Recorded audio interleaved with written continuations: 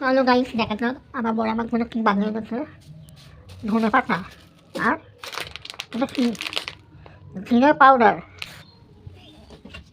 এটা কি দেখা যাক। চলো গাইস দেখা যাক এর মধ্যে কি আছে।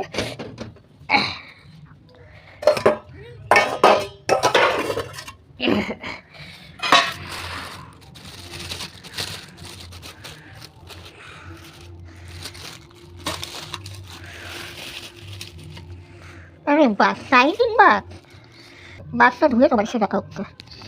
রেখে ধুয়েছি এবার এবার হলুদ মাখাবো।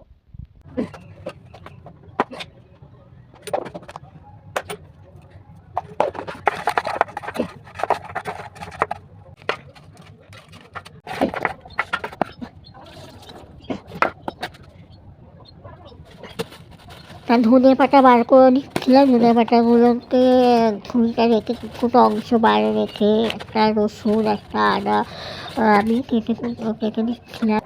তারপর রসুনগুলোকে ছাড়িয়ে দিচ্ছিলাম। রসুন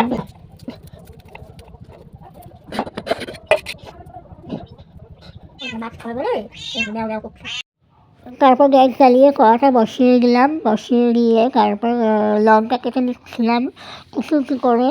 আর ধনে পাতাগুলো একটু কেটে নিচ্ছিলাম কেটে নিয়ে তারপর কড়াইয়ের মধ্যে তেল দিয়ে দিয়েছিলাম। তেলটা গরম হচ্ছিল। এক্ষুনি পালাবো তো কিছু মনে করো না।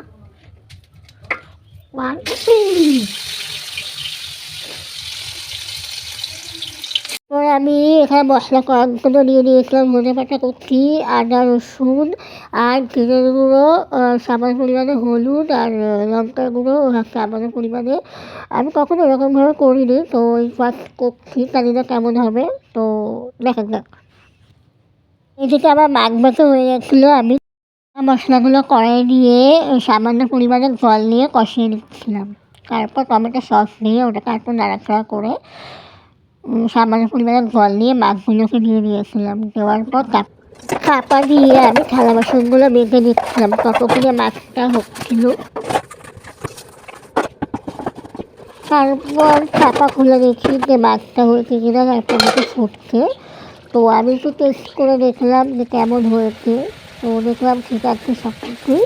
তো আমি যদি ভালো লাগে থাকে তাহলে লাইক কমেন্ট শেয়ার আর সাবস্ক্রাইব করতে ভুলবে না। হয়ে গেল চাইনিজ মাছের রেসিপি।